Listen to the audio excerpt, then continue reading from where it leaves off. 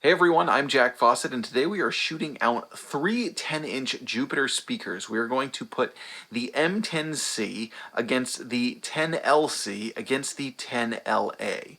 These are all going to be shown off through a Supro Royal Reverb. Going to play both clean and overdriven with single coils and with humbuckers so that you can get hopefully a good picture of what each of these speakers really sounds like back to back playing the same riffs.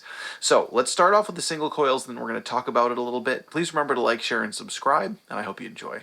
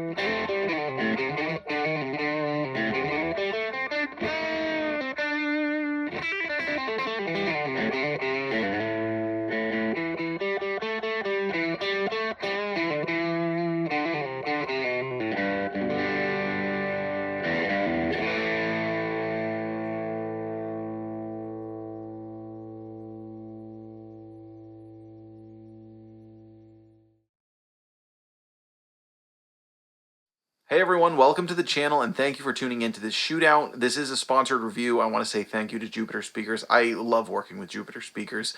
They make great speakers. I've got them in a bunch of my amplifiers and they've pretty much improved the tone of anything that I've put their speakers into.